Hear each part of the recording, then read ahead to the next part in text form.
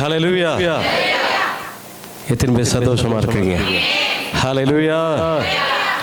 ஆண்டவரும் இரட்சகருமாய் இருக்கிற இயேசு கிறிஸ்து நாமத்தினாலே உங்களையும் உங்கள் சபையின் போதகர் குடும்பத்தையும் இயேசுவின் நாமத்தினாலே வாழ்த்துகிறேன். விசேஷமாய் இங்கே வந்திருக்கிற ஒவ்வொரு ஊழியக்காரரையும் இயேசுவின் நாமத்தினாலே வாழ்த்துகிறேன். ஹல்லேலூயா. கண்களை மூடி கர்த்தரை நோக்கி பார்க்கலாம். கர்த்தருடைய சமூகத்தில் நம்மை தாழ்த்தி ஒப்பு கொடுத்து நாம் ஜெபிப்போம். இந்த மத்தியான வேளையிலே ஆவியானவர் நம்மத்திலே அசைவாட வேண்டும். அவர் நம்மோடு இடைப்பட வேண்டும், நம்மோடு பேச வேண்டும். அப்படியே உள்ளத்தை திறந்து ஒரு 2 நிமிஷமாய் கர்த்தரை நாம் ஸ்தோத்திரம் பண்ணுவோமாக. எல்லா கர்த்தரை ஸ்தோத்திரம் பண்ணுவோம். ஹல்லேலூயா, ஹல்லேலூயா, ஹல்லேலூயா. ஸ்தோத்திரம் அப்பா, நன்றி செலுத்துகிறோம். ஆவியானவரே உமக்கு ஸ்தோத்திரம் அப்பா. இயேசுவே உமக்கு ஸ்தோத்திரம். பிதாவே ஸ்தோத்திரம். எங்கள் இரட்சகரே ஸ்தோத்திரம். எங்கள் மீட்பரே ஸ்தோத்திரம். உம்முடைய உயிர்த்தெழுந்த வல்லமை எங்கள் நடுவிலே இறங்கி வருவதாக, எங்கள் மத்தியிலே அசைவாடுவதாக, எங்கள் மத்தியிலே கிரியை செய்வதாக. ஹல்லேலூயா, ஹல்லேலூயா, ஹல்லேலூயா. ஸ்தோத்திரம் அப்பா, ஸ்தோத்திரம் அப்பா, ஸ்தோத்திரம் அப்பா, ஸ்தோத்திரம். நன்றி செலுத்துகிறோம், நன்றி செலுத்துகிறோம், நன்றி செலுத்துகிறோம், நன்றி செலுத்துகிறோம். இயேசுவே ஸ்தோத்திரம் அப்பா, ஸ்தோத்திரம் அப்பா, ஸ்தோத்திரம். நன்றி செலுத்துகிறோம், நன்றி செலுத்துகிறோம் அப்பா. எங்கள் அதிகமாக நேசிக்கிற நல்ல ஆண்டவரே, இந்த நல்ல வேளைக்காக ஸ்தோத்திரம். நாங்கள் கூடி வந்து உம்மை ஆராதிக்கிறோம், துதிக்கிறோம், வசனத்தை தியானிக்கிறோம். எங்கள் மத்தியிலே கடந்து வந்து கிரியை செய்து எங்களை நடத்தும்படி ஜெபிக்கிறோம் அப்பா. உம்முடைய நாம மகிமைக்காக பெரிய காரியங்களை எங்கள் மத்தியிலே செய்வீராக. விசேஷமாக வந்த பிள்ளைகள் ஒருவரும் வெறுமையாய் கடந்து போகாதபடி தேவனே உம்முடைய ஆசீர்வாதங்களை பெற்று செல்ல கர்த்தருடைய கரம் இப்பொழுதே ஒவ்வொரு தலையின் மீது இறங்கும்படி ஜெபிக்கிறோம் அப்பா. ஒவ்வொரு உள்ளங்கள் மீது இறங்கும்படி ஜெபிக்கிறோம் அப்பா. ஒவ்வொரு வாழ்க்கையில இறங்கும்படி ஜெபிக்கிறோம் அப்பா. ஒவ்வொரு சரீரங்களிலே இறங்கும்படி ஜெபிக்கிறோம் அப்பா. ஹல்லேலூயா. ஸ்தோத்திரம் அப்பா, ஸ்தோத்திரம் அப்பா. வந்த பிள்ளைகள் சமாதானத்தோடு, விடுதலையோடு, ஆசீர்வாதத்தோடு கடந்து செல்ல கர்த்தர் கிருபை செய்யும்படி ஜெபிக்கிறோம் கர்த்தாவே. வந்த ஒவ்வொரு பிள்ளைகளையும் ஆசீர்வதிப்பீராக. விசேஷமாய் இந்த சபைக்காக ஜெபிக்கிறோம். இந்த சபையை தொடுங்க, ஆசீர்வதிங்க. சபை நாளுக்கு நாள் வளர்ந்து பெருகி உமக்கா எழும்பி பிரகாசிக்கட்டும் அப்பா. ஹல்லேலூயா. ஸ்தோத்திரம். கரத்துக்குள்ளாக ஒப்பு கொடுக்கிறோம். பொறுப்படுத்த நடத்தும் பெரிய காரியங்களை செய்யும் இயேசுவின் நாமத்தில் பிதாவே. ஆமென், ஆமென். அப்படி உட்காருவோம். ஹல்லேலூயா. எத்தனை பேர் சந்தோஷமா இருக்கிறீங்க? உண்மையா சொல்றீங்களா? ஹல்லேலூயா, ஹல்லேலூயா. அது மட்டுமல்ல, இங்க வருவதற்கு காரணமா இருந்த பாஸ்டர் சுதீஷ்க்கு என்னுடைய நன்றியை தெரிவித்துக் கொள்கிறேன். யெகோவா வந்திருக்கிற அவருக்கும் என்னுடைய நன்றியை தெரிவித்துக் கொள்கிறேன். தொடர்ந்து கர்த்தருடைய வார்த்தைக்கு நேராக நாம் கடந்து போவோமாக. ஆதியாகமம் 12ஆம் அதிகாரம் 2ஆம் வசனம் 3ஆம் வசனத்தை வாசிப்போம். நான் உன்னை பெரிய ஜாதியாக்கி உன்னை ஆசீர்வதித்து உன் பேரை பெருமைப்படுத்துவேன். நீ ஆசீர்வாதமாய் இருப்பாய். உன்னை ஆசீர்வதிக்கிறவர்களை ஆசீர்வதிப்பேன். உன்னை சபிக்கிறவனை சபிப்பேன். பூமியில் உள்ள வம்சங்கள் எல்லாம் உனக்குள் ஆசீர்வதிக்கப்படும் என்றார். ஹல்லேலூயா, ஹல்லேலூயா. இந்த வேதத்துல பார்க்கும் பொழுது கர்த்தர் ஆபிரகாமுக்கு ஒரு விசேஷித்த ஆசீர்வாதத்தை அவர் சொல்லுகிறதை இந்த வேதத்துல நம்ம பார்க்கிறோம். ஹல்லேலூயா. அதே போல கொஞ்ச நாள் கழித்து பார்க்கும் பொழுது ஆபிரகாம் பெரிய ஆசீர்வாதத்துக்குள்ளே அவர் கடந்து சென்றார். ஹல்லேலூயா. வேதம் சொல்லுகிறது, உலகம் தாங்க முடியாத அளவுக்கு ஆபிரகாம், ஈசாக், யாக்கோபுடைய ஆசீர்வாதம் நிறைந்திருந்தது அப்படின்னு வேதம் சொல்லுகிறது. ஹல்லேலூயா. இன்னைக்கும் பல சபைகளில அல்லது பல இடங்களிலே பார்க்கும் பொழுது ஆபிரகாமை குறித்து பேசப்படுகிறது. வேற மதத்திலையும் பார்க்கும் பொழுது ஆபிரகாமை குறித்து பேசுறாங்க. அவர் ஆசீர்வதிக்கப்பட்டவர், அவர் கிறிஸ்தவருக்கு மட்டும் ஆவிக்குரிய தகப்பன் அல்ல, எங்களுக்கும் தகப்பன் என்று சொல்லுகிறார் அளவுக்கு தேவன் ஆபிரகாமை ஆசீர்வதித்தார். ஹல்லேலூயா. ஆபிரகாமை ஆசீர்வதித்த தேவன் நம்மையும் என்ன செய்வார்? எத்தனை பேர் விசுவாசிக்கிறீங்க? ஹல்லேலூயா, ஹல்லேலூயா. ஆனா நம்முடைய எண்ணங்கள் ஆசீர்வாதத்தின் மேல இருக்கக்கூடாது, ஆசீர்வாதத்தை கொடுக்கிற தேவன் மேல இருக்க வேண்டும். ஹல்லேலூயா. இன்னைக்கு அநேக கிறிஸ்தவ வாழ்க்கையில பார்க்கும் பொழுது அநேகருக்குள்ள ஆசீர்வாதம் இல்ல. ஆனா மேல என்ன பண்றோம்னாக்கா ஆசீர்வாதமா இருக்கிறது போல காண்பிக்கிறோம், அவ்வளவுதான். நிறைய விசுவாசிகளை நான் பார்த்திருக்கிறேன், நிறைய ஊழியக்காரங்களை பார்த்திருக்கிறேன், அநேகரை பார்த்திருக்கிறேன். ஆனா மேல ட்ரெஸ் எப்படி இருக்குதுன்னா நல்ல ஆசீர்வாதமா இருக்கிறாங்க. ஆனா தனிப்பட்ட முறையில நம்ம பார்க்கும் பொழுது அவங்களுக்குள்ள என்ன இல்ல? ஆசீர்வாதம் இல்ல. இப்ப தேவ சித்தம் என்னன்னாக்கா அவருடைய பிள்ளைகளை அவர் ஆசீர்வதிக்கணும், அதுதான் தேவ சித்தம். ஆனா இன்னைக்கு தேவனுடைய பிள்ளைகள் ஏன் ஆசீர்வதிக்கப்படல? பலவித கஷ்டத்திலும் கண்ணீரிலும் வேதனையிலும் துன்பத்திலும் துயரத்திலும் பலவிதமான கடன் தொழிலும் பண கஷ்டத்திலும் இன்னைக்கு வாழ்ந்து இருக்கிறாங்க. ஆனா இதை குறித்த அந்த ஒரு சிந்தை விசுவாசிகளுக்குள்ள இன்னைக்கு இல்ல. ஹல்லேலூயா. அந்த சிந்தை இல்ல. அந்த சிந்தை இல்லாத வரலும் அவங்க ஆசீர்வாதத்தையே பெற முடியல. ஆனா ஆசீர்வாதத்தை தேடுறாங்க. இங்க போனா ஆசீர்வாதம் கிடைக்குமா, அங்க போனா ஆசீர்வாதம் கிடைக்குமா, இங்க போனா பணம் கிடைக்குமா, நம்ம இதை செய்தா பணம் கிடைக்குமா, எப்படியாவது மேல வரணும் அப்படின்னு முயற்சி பண்றாங்க. ஆனா முயற்சி எல்லாம் வீணாதான் போயிட்டு இருக்கு. ஹல்லேலூயா. அது 1வது வசனத்தை வாசிங்க.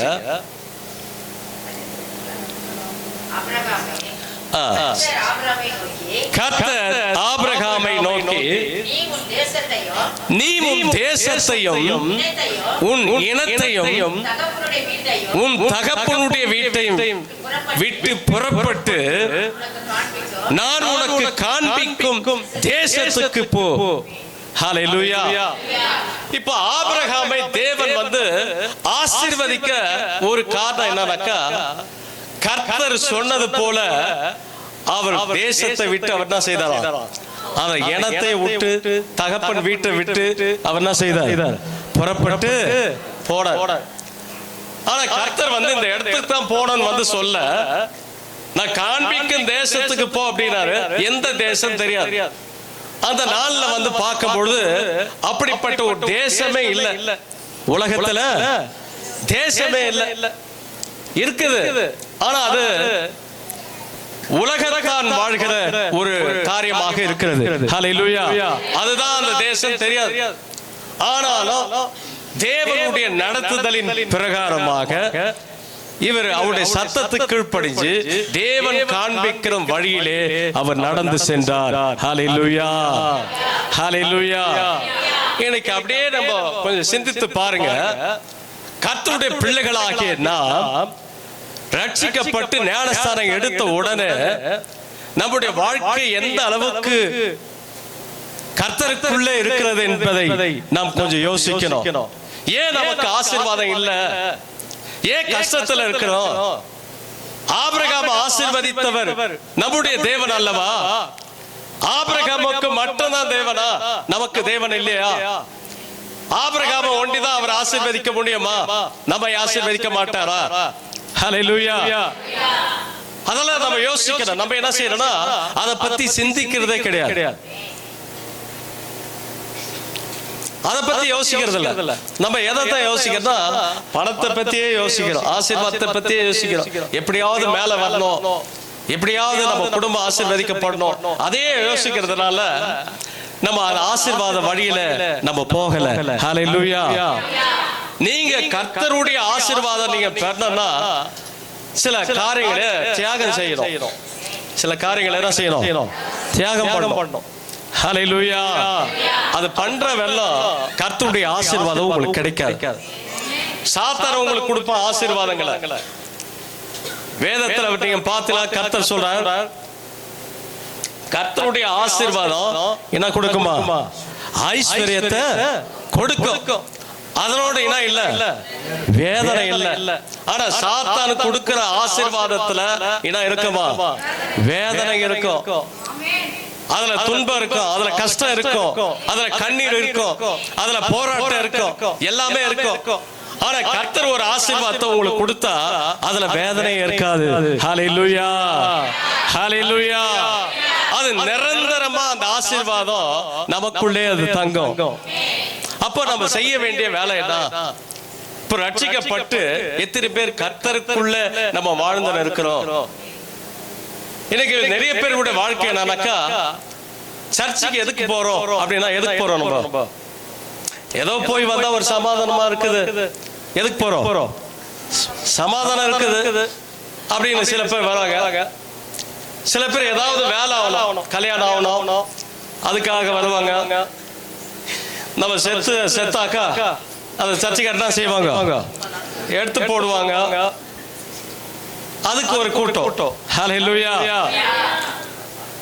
இன்னைக்கு விசுவாசிகளுடைய எண்ணம், சிந்தை எல்லாம் எப்படி இருக்குதுன்னா, தேவையில்லாத இந்த மாதிரி காரியங்கள் இருக்கிறதுனால கர்த்தருடைய ஆசீர்வாதத்தை அவங்களால பார்க்க முடியல.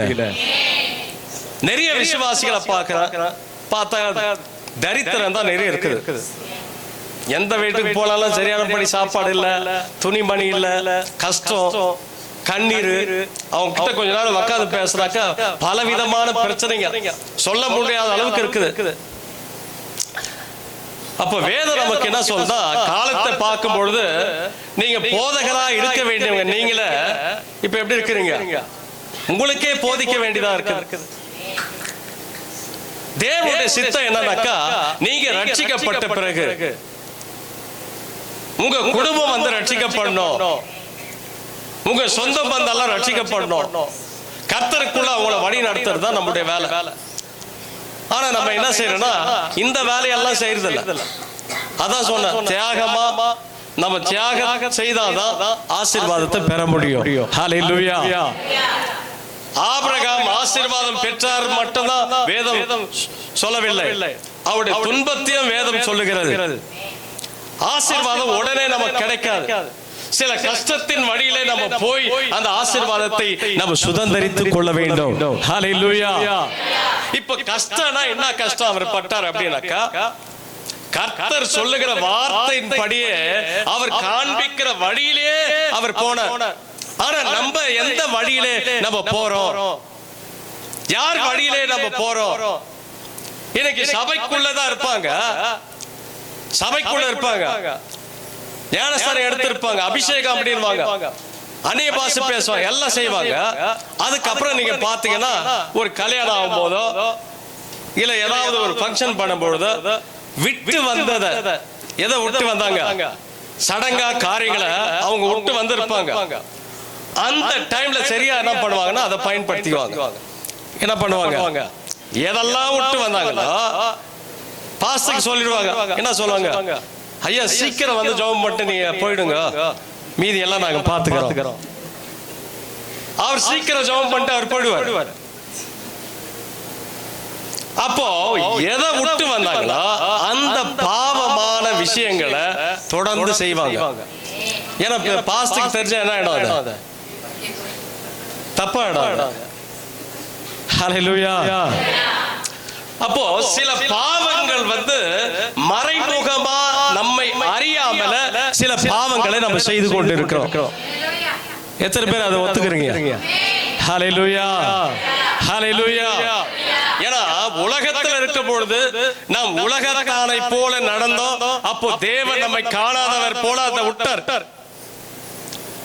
இப்போ ரட்சிக்கப்பட்ட பிறகு தேவன் வந்து நம் மீது எப்படி இருக்கிறார்னா கரிசனம் உள்ளவராய் இருக்கிறார். ஹல்லேலூயா. நம்ம கவனிச்சுட இருக்கிறார். நம்ம எங்க போனோம் எங்க வரணும் அவர் பிளான் கொடுக்கிறார். அந்த பிளான கூட கேட்கறதுக்கு பார்க்கறதுக்கு நமக்கு டைம் இல்ல. ஏன்னா இல்ல டைம் இல்ல. ஆபிரகாம் அப்படி இல்ல. ஆபிரகாம் ஆசீர்வதிக்கப்பட்டது காரணம் என்னன்னா ஒவ்வொரு நாளும் அவர் ஜெபம் பண்ணாரு. கர்த்தர் பேசுவாரு. நாளைக்கு என்ன செய்யணும், நீ எந்த பாதையில போகணும், எந்த வேலைகளை செய்யணும், எங்க கூடார போடணும், எங்க உன் வாழ்க்கையை அமைக்கணும், எல்லாம் அவர் வந்து பிளான் கொடுப்பார். ஆனா நம்ம என்ன பண்றோம்? நம்ம ஜெபம் பண்றோமா? எவ்வளவு நேரம் பண்றோம்? ஒரு 5 நிமிஷம் ஜெபம் பண்ணிட்டு அதையே வந்து என்ன பண்ணுகிறோம்? ஊரெல்லாம் சொல்றோம் நாங்க நேத்தெல்லாம் ஜெபம் பண்ணோம், ராத்திரி எல்லாம் ஜெபம் பண்ணோம். ஹல்லேலூயா. இந்த 5 நிமிஷம் 10 நிமிஷம் half an hour இதெல்லாம் நீங்க ஜெபம் பண்ணீங்களா கர்த்தருடைய சத்தத்தை உங்களால கேட்க முடியாது.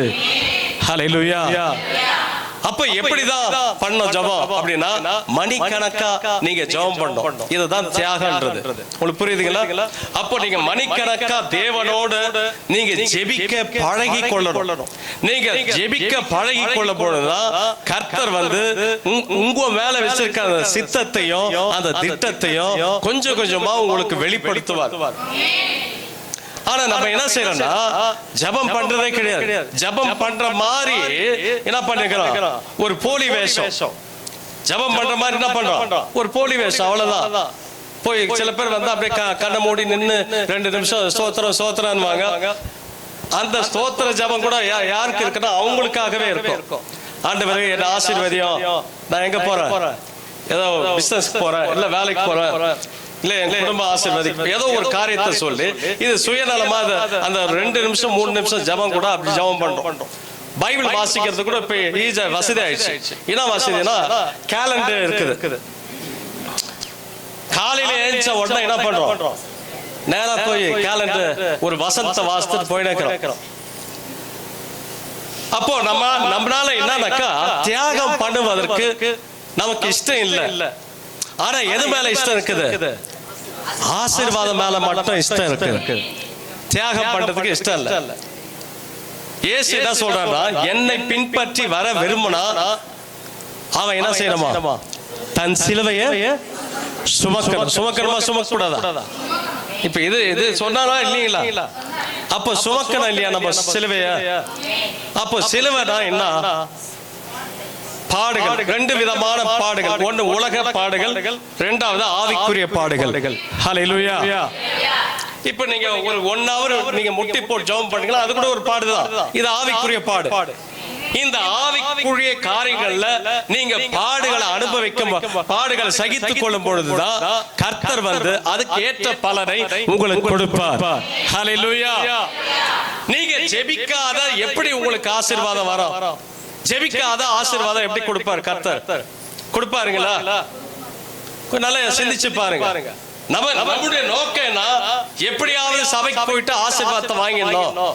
நீங்க சபைக்கு வர்றதுனால ஆசீர்வாதம் இல்ல, சபையில எப்படி நடந்துக்கிறீங்களோ அதை பொறுத்து தான் கர்த்தர் உங்களை ஆசீர்வதிப்பார். ஹல்லேலூயா.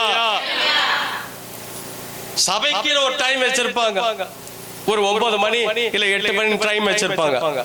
ஆனா அநேகர் என்ன செய்வாங்கன்னா அத பாதியில வருவாங்க, முடியற நேரத்துல வருவாங்க. அதுல பல விஷயங்களை சொல்லுவாங்க. என்னன்னா இப்பதான் அவர் ஜெபம் பண்ணிருப்பாரு, இப்பதான் அவர் பாட்டு பாடினிருப்பாரு, இப்பதான் மெசேஜ் ஸ்டார்ட் பண்ணிருப்பாரு. புரியுதுங்களா? அந்த மெசேஜ் கூட அவ்வளோ இன்ட்ரெஸ்ட் இல்ல. பாதியில போயிட்டு நம்ம என்ன பண்ணிடணும்? பாதியில போய் பாதியிலே சீக்கிரம் வந்துடணும். இப்ப இவங்க மனசுல ஜபம் ஆயினுக்குது. அப்ப ஜபம் ஆயினுக்குது யாருக்கு ஆயினுக்குது? ஜபம் யார் தான் பண்ணோம்? சபையின் விசுவாசிகள் ஒரு மனதாய் கூடி வந்து எல்லாரும் சேர்ந்து என்ன செய்யணுமா? ஜபம் பண்ணணும். அப்படி ஒரு மனதாய் கூடி ஜெபிக்கிற இடத்துலதான் தேவன் அசைவாடுகிறார். ஹல்லேலூயா. ஆனா இன்னைக்கு விசுவாசி என்ன சொல்றாங்கன்னா இப்பதான் ஜபம் ஸ்டார்ட் பண்ணிப்பாரு, இப்ப ஆராதனை யாருக்கு ஆராதனை பண்றோம்? யாருக்கு ஆராதனை பண்றோம்? தேவனுக்கு பண்ற ஆராதனைய விசுவாசி என்ன சொல்லுவாங்கன்னா, ஆராதனை பண்ணிருப்பாரு, அவர் முடிக்கிறதுக்குள்ள நம்ம என்ன பண்ணலாம்? அப்போ நீங்க தேவனை ஆராதிப்பதற்கு உங்களுக்கு விருப்பம் இல்ல, தேவனிடத்துல ஜெபம் பண்ணுவதற்கு உங்களுக்கு என்ன இல்ல, விருப்பம் இல்ல. கர்த்தருடைய வசனம் அது நல்லா இருந்தாலும் அது நல்லா இல்லைனாலும் வசனத்தை கேட்க நம்முடைய உள்ளம் துடிக்கணும். ஹல்லேலூயா. அப்ப அந்த வசனத்தை கேட்பதற்கு உங்க உள்ளம் சோர்ந்து போகுதுனாக்கா கொஞ்சம் நல்லா யோசித்து பார்க்கணும். அப்ப கர்த்தர் எப்படி உங்களை ஆசீர்வதிக்க முடியும்? நான் நிறைய குடும்பத்தை சந்தித்து இருக்கிறேன். நிறைய பேருடைய வாழ்க்கையில பாத்தீங்கன்னா பலவிதமான கஷ்டம், அத துன்பத்தை கேட்கறதுக்கு நமக்கே கஷ்டமாக்குது. சர்ச்சுக்கு போறீங்களா அப்படின்னா, சர்ச்சுக்கு போய் ஆச்சு ஒரு 6 மாசம் ஆச்சு. ஆனா அவங்க சொல்ற வார்த்தை என்னன்னா, எவ்வளோ சர்ச்சுக்கு போய் பார்த்தா ஆனா என்ன கிடைக்கல, எனக்கு ஆசீர்வாதம் வரல. எவ்வளோ சர்ச்சுக்கு போன எனக்கு விடுதலை கொடுக்கல. எவ்வளவு ஜெபம் பண்ண எனக்கு எந்த ஆசீர்வாதம் வரல. எவ்வளவு ஜெபம் பண்ணாங்களா? என்னைக்கோ ஒரு நாள் பண்ணிக்கிறாங்க ஜெபம். இப்ப அவங்க மனசுல பிசாசு என்ன பண்றாங்கன்னா, எவ்வளோ பணம் மாதிரி காட்டுனுங்கிறோம். வருஷத்துக்கு ஒரு நாள் தான் சர்ச்சுக்கு போவாங்க அந்த பண்டிகை டைம்ல. ஆனா சொல்லுவாங்க, நாங்க வருஷம் முழுவதும் எங்க போயிருக்கிறோம், சர்ச்சுக்கு போறோம். அப்ப கூட எங்களுக்கு நிம்மதி இல்ல. எங்க இருக்கோம் நிம்மதி? அப்ப என்னன்னா, நம்முடைய உள்ளத்துல தப்பான விஷயங்களை நம்ம வச்சுன்னு ஆவிக்குரிய காரியங்கள்ல சரியான விதத்துல நம்ம இல்லாததுனால தேவனுடைய ஆசீர்வாதத்தை இன்னும் பார்க்கல. தேவன் ஒரு மனுஷன் ஆசீர்வதிக்க ஆரம்பிச்சார்னா அந்த ஆசீர்வாதத்துல ஒரு குறை இருக்காது. அற்புதமான ஆசீர்வாதம். இது எங்க வச்சிருக்கிறார் ஆசீர்வாதம்னா, வேதத்துல ஆதி அந்தத்துல நீங்க பாத்தீங்கன்னா, வாசிக்காதீங்க, ஆதாமும் ஏவாளும் அந்த ஏதேன் தோட்டத்துல ஆசீர்வாதமான தோட்டம். உங்களுக்கு புரியுதுங்களா? அந்த ஆசீர்வாதமான தோட்டத்துல இப்ப இவங்களுக்கு என்ன வேலை? என்ன வேலைங்க? என்ன வேலைங்க? ஆதாமுக்கும் ஏவாளுக்கும் என்ன வேலைங்க? ஜாலியா சாப்பிட்டு சுத்தி நிற்கிறோம். அப்படிதான் நம்ம நினைச்சிருக்கிறோம். அதை விட ஒரு மேன்மையான ஒரு வேலை இருக்குதாங்க. என்ன வேலைன்னா, தேவனோட பேசுகிற வேலை. ஹல்லேலூயா. தோட்டத்தை கையில கொடுத்து நீங்க எதை வேணாலும் பண்ணுங்க போங்க அப்படின்ட்டாரு. ஆனா அவர் வர டைம்ல அவர் ஒரு டைம் வச்சிருந்தாரு. அந்த டைம்ல அவங்க எங்க வந்துடணும், அந்த இடத்துல அவங்க அந்த ஜெபிக்கிற இடத்துல, தேவன் பேசுகிற இடத்துல அவங்க அவரோட உறவு கொள்ள வேண்டும். ஹல்லேலூயா. பாருங்க, எவ்வளவு நாள் அவங்க உறவு கொண்டாங்களோ, தேவனோட பேசினாங்களோ, தேவனுடைய பிரசன்னத்துல இருந்தாங்களோ, அதுவெல்லாம் அவங்க எப்படி இருந்தாங்கன்னா ஆசீர்வாதமா இருந்தாங்க. ஆனா தேவன் பாக்குறாரு, ஒரு நாள் என்ன இல்ல, ஆள் காணோம், 2 பேரும் காணோம். பார்த்து அவர் சொல்றாரு, ஆதாமே எங்க இருக்கிற? சத்தம் மட்டும் கேக்குது, நான் எங்க இருக்கிறேன்? இப்போ எங்க இருக்கிறேன்? மரத்துக்கு. அப்ப கர்த்தர் சொல்றாரு, உனக்கு இத சொன்னது யாரு? நீ ஏன் அந்த மாதிரி போன? ஏன் வரல இங்க? ஏன் என் சமூகத்துல ஏன் வரல அப்படின்னாக்கா, இல்ல எங்களால வர முடியல. நாங்க எப்படி இருக்கிறோம்? இப்போ நிர்வாணி உனக்கு அறிவிச்சவன் யாரு? இல்ல அந்த பாம்பு தான் எங்களுக்கு அறிவித்தது. எதை அறிவிச்சதுங்களா? ஹல்லேலூயா. இதுல ஒரு விஷயத்தை நீங்க தெரிஞ்சுக்கணும். நீங்க தேவனோடு வாழ்ந்தீங்கன்னா, சபையோட தேவனோட வாழ்ந்தீங்கன்னா, நீங்க ஆசீர்வாதமா செழிப்பா வளர்ந்துட்டே இருப்பீங்க. என்னைக்காவது ஒரு நாள் உலக காரியங்களுக்கு நீங்க செவி கொடுத்தீங்கன்னா சபைக்கே வரமாட்டீங்க, ஜெப கூட்டத்துக்கு வரமாட்டீங்க. இந்த கூட்டத்துல கூட நிறைய பேர் இருக்கலாம், என்னால சபைக்கே வர முடியல, என்னால் ஜெபம் பண்ணவே முடியல, எனக்கு ஆசீர்வாதமே இல்ல, நான் பல பிரச்சனைல இருக்கேன், பல போராட்டத்துல இருக்கேன், எனக்கு நிம்மதியே இல்ல இருக்கலாம். ஆனா இன்னைக்கு கர்த்தர் சொல்லுகிறார், அவர் சமூகத்துல வரும் பொழுது மறுபடியும் அது வந்து புதுப்பிக்கப்படுகிறது. ஹல்லேலூயா. கரங்களை தட்டி கர்த்தரை ஸ்தோத்திரம் பண்ணுவோமாய். எல்லா கரங்களை தட்டி அப்படியே வாய்களை திறந்து கர்த்தரை ஸ்தோத்திரம் பண்ணுவோமாக. ஹல்லேலூயா, ஹல்லேலூயா, ஹல்லேலூயா, ஹல்லேலூயா, ஹல்லேலூயா, ஹல்லேலூயா, ஹல்லேலூயா, ஹல்லேலூயா, ஹல்லேலூயா, ஹல்லேலூயா. எந்த நிலையில இருந்தாலும் சரி, இப்ப ஆவியானவர் உங்களை பார்த்து அவர் சொல்ற வார்த்தை என்னன்னா, நீ வந்துரு, உள்ள வந்துரு, நீ உள்ள சபைக்குள்ள நீ வந்துரு, ஜெபத்துக்குள்ள வந்துரு, வேத வாசிப்புக்குள்ள நீ வந்துரு. ஹல்லேலூயா. அந்த பிரசன்னத்துக்குள்ள நீங்க வந்துட்டீங்கன்னா மறுபடியும் அந்த ஆசீர்வாதம் உங்களுக்குள்ள அப்படியே வளர ஆரம்பிக்கும், தொடர்ந்து வளரும். உங்க குடும்பத்திற்கு சாபம், நீங்க உள்ள வந்தீங்கன்னா தான சாபம் எல்லாம் உடையும். நீங்க கேட்கலாம், சாபம் கூட இருக்குதா என் குடும்பத்துல? அந்த மாதிரி நான் எதுவும் பார்க்கல. நீங்க அப்படி நினைக்கிறதுனால உங்களுக்கு தெரியாது. அது எந்த இடத்துல வந்து நீங்க போனா அந்த சாபம் இருக்குதுன்னு தெரியுமோ அந்த இடத்துக்கு வரணும். நீங்க சர்ச்சுக்கு வந்தாதான் சாபம் இருக்குதா இல்லையான்னு தெரியும். ஏன்னா இன்னைக்கு இந்த கடைசி காலத்துல இது சாத்தானுடைய காலம். யாருடைய காலங்க? சத்தமா சொல்லுவோம். எங்க பார்த்தாலும் பிசாசுக்கு தான் நல்ல மரியாதை. இப்ப பாருங்க, ஒரு காலத்துல சிகரெட் குடிச்சிருந்தாக்கா அவன் பிடிக்கிறவன் கூட பயந்து பிடிக்குவான். கரெக்ட் இல்ல? வீட்டுக்கு தெரியாத, தெரிஞ்சவங்களுக்கு தெரியாத பிடிப்பான். ஆனா இன்னைக்கு சிகரெட் குடிக்கிறவன் தான் பெரிய ஆள். ஏன்னா ஒரு காலத்துல வந்து இப்போ பார்ல எல்லாம் போய் குடிக்கிறாங்க, அவன் ஒளிஞ்சுன்னு போய் குடிப்பாங்க, பயந்துருப்பான், அவன் குடிக்காத அப்படின்னு. இன்னைக்கு வந்து குடிச்சாதான் அவன் நல்லவன். ஏன்னா ஃபங்க்ஷன் நடக்குது இல்லைங்களா, பார்ட்டி இதெல்லாம் நடக்கும். உடனே அங்க போயிட்டு எல்லாம் வந்து உட்காருவாங்க. அப்ப குடி கிடி எல்லாமே இருக்காங்க. ஆனா இப்ப ஒருத்தர் நல்லவன் வந்து இப்ப நான் குடிக்கிறதெல்லாம் இல்ல, நான் விட்டுட்டேன் அப்படின்னாக்கா இப்ப அங்கிருங்க எல்லாம் என்ன சொல்லுவாங்க? என்ன பண்ணுவாங்க? அவனை வந்து ஒரு மாதிரி பார்ப்பாங்க. என்ன இப்படி அப்படின்னா அந்த கூட்டத்தார அவனை ஒதுக்கி வைப்பாங்க. அப்ப ஏன்னா எதெல்லாம் வந்து பாவமா இருந்ததோ அதெல்லாம் இன்னைக்கு மேன்மையாக மாறிடுச்சு. ஹல்லேலூயா. அதனால என்ன பண்றாங்கன்னா, இந்த பாவம் எல்லாம் ஒரு பெரிய விஷயம் இல்ல.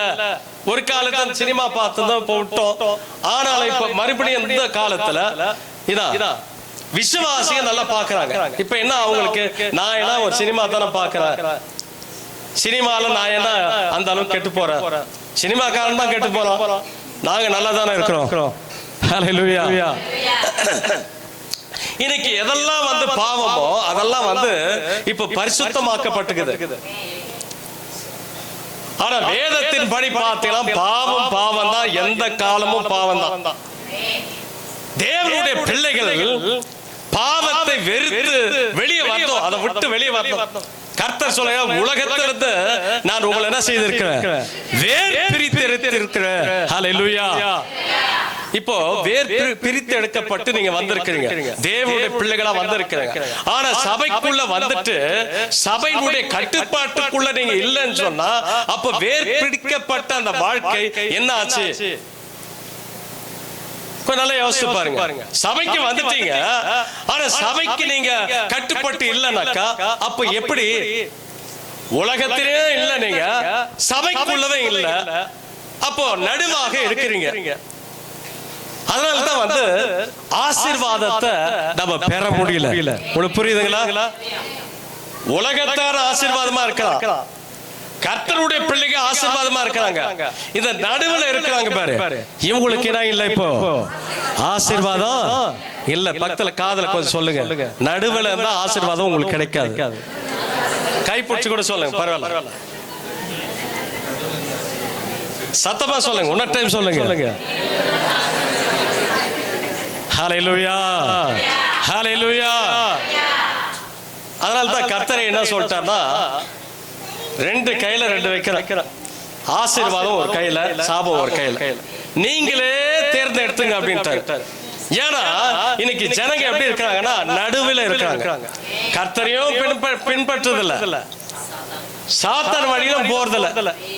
இப்ப நடுவாக்குறதுனால இவங்க ஒரு பக்கம் உலகத்தை சபிக்கிறாங்க, இன்னொரு பக்கம் கர்த்தரை சபிக்கிறாங்க. புரியுதுங்களா? அப்போ தேவனுடைய பிள்ளைகள் ஒரு நாளும் உலகத்தோட ஐக்கியம் கொள்ள மாட்டாங்க. தேவனுடைய காரியங்களை அவங்க சிந்திப்பாங்க. ஹல்லேலூயா, ஹல்லேலூயா. ஒருவேளை கடன் தொல்லை இருக்கலாம், ஆனா கர்த்தர் என்ன சொல்றாருங்க, இன்னைக்கு அநேகர் கடன் பிரச்சனைனால இன்னைக்கு அவங்க லைஃப் வந்து நிறைய பேர் செத்து கூட போறாங்க. எங்க சபையில வந்து ஒருத்தர் இருந்தாரு, நல்ல கம்பெனி வச்சு கம்பெனி எல்லாம் நடத்தி இருந்தார். திடீர்னு பார்த்தா கம்பெனி எல்லாம் லாஸ் ஆயிடுச்சு. காரணம் என்னன்னு தெரியல, லாஸ் ஆயிட்டு பிரச்சனைங்க மேல பிரச்சனை. கடைசியில ஜெபம் பண்ணி பார்த்தாக்கா அவருக்கு வந்து மந்திர கிரிகள்லாம் இருந்தது, செய்வி நல்லா பண்ணிட்டு இருந்தாங்க. அதுக்கப்புறம் அந்த செய்வி நல்லா கண்டுபிடிச்சு நாங்க ஜெபம் பண்ணோம். நான் சுதீப் பாஸ்டர் எல்லாம் சேர்ந்து ஜெபம் பண்ணோம். ஜெபம் பண்ண 7 நாள் ஜெபம் பண்றோம். 7 நாள் 8 நாள் நினைக்கிறேன் ஜெபம் பண்றோம். பாஸ்டிங் எடுத்து ஜெபம் பண்றோம். ஜெபம் பண்ண அந்த மந்திர கட்டு, அந்த மந்திரம் பண்ணிக்கிறாங்க. ஒரு பொம்மையில வந்து பண்ணி வச்சிருக்காங்க. ஒரு பொம்மையில அது வந்து இந்த கழுத்துல வந்து இந்த தொண்டையில வந்து இவ்வளவு பெருசாயிடுச்சுங்க. நல்லா அந்த தொண்டை ஜெபிக்க இவ்வளவு பெருசாயிடுச்சு. அது ஜெபிச்ச உடனே அதுக்கப்புறம் முதுகுல வருது, ஏன்னா கையில வருது, கால்ல வருது, லாஸ்ட்ல வெளியே போகுது. அது அப்ப என்னன்னா 2ஆம் கட்டத்துல நம்ம வாழும் பொழுது இந்த ஆவிகள்லாம் நம்மள வந்து ஆட்கொள்ளும். இந்த ஆவிகள்லாம் என்ன செய்யும்? ஆட்கொள்ளும். இது தெரியவே தெரியாது. இந்த ஆவி எப்போ உள்ள ஒரு மனுஷனுக்குள்ள வருதுன்னு யாருக்குமே தெரியாது. அதனால தான் கர்த்தர் சொல்றாரு, நீ ஆவியில எப்படி இருக்கணும்? அனலா இருக்கணும். ஏன் அனலா இருக்கணும்? ஆவியில ஏன் அனலா இருக்கணும்? உன அனலா எப்படி குளிராரு, வெதுவெதுப்பா என்ன பண்ணாத இருக்காது. அப்படி இருந்தா தேவன் என்ன செய்யறாரா? உன்னை வாந்தி பண்ணி போடுவேன். ஹல்லேலூயா. இப்ப உங்களுக்கு புரியுதுங்களா? உனக்கு கர்த்தருக்குள்ள வைராக்கியமா வாழுங்க, இல்ல உலகத்தோடு போயிடுங்க. சண்டா இருந்தீங்களா எந்த ஆசீர்வாதமும் நமக்கு கிடைக்காது. அதுவும் கிடைக்காது, இதுவும் கிடைக்காது. கர்த்தரும் கை விட்டுருவாரு, பிசாசும் கை விட்டுருவான். ஹல்லேலூயா. எத்தனை பேருக்கு புரியுதுங்களா இல்லீங்களா? ஹல்லேலூயா. இப்ப நீங்க ரொம்ப டல்லா இருக்கிறீங்க. நல்லா ஜெபம் பண்ணி இன்னைக்கு ஜெபம் பண்ண முடியல, நல்லா சபைக்கு போன இன்னைக்கு சபைக்கு போக முடியல. நான் கர்த்தருக்காக நான் பிரகாசித்த, ஆனா இப்ப பிரகாசிக்க முடியல அப்படின்னா இப்ப பிரச்சனை வந்து ஸ்டார்ட் ஆயிட்டு நினைச்சீங்க. என்ன பிரச்சனை? சாத்தான் உங்க மேல கையை வச்சிருக்கான்னு அர்த்தம். எல்லாம் ஒரு மந்திரக்கிரியை இருக்கும், இல்ல உங்களுக்குள்ள ஒரு பிசாசு, பலவிதமான பிசாசு உள்ள நுழைஞ்சிருக்கும். ஹல்லேலூயா. அதை அறிஞ்சு தெரிஞ்சு நீங்க எங்க வரணும்னா சபைக்குள்ள போதகர்கிட்ட வந்து அதை என்ன நீங்க அறிஞ்சு அதுல இருந்து விடுதலை பெற்று நீங்க கர்த்தருக்காக எழும்பணும். அதுதான் தேவ சித்தம். கரங்களை தட்டி கர்த்தரை ஸ்தோத்திரம் பண்ணுவோமாக. எல்லாரும் கரங்களை தட்டி ஹல்லேலூயா, ஹல்லேலூயா, ஹல்லேலூயா, ஹல்லேலூயா, ஹல்லேலூயா. அதே உபாகம் எடுத்துக்கொள்ளலாம். உபாகம் 15ஆம் அதிகாரம்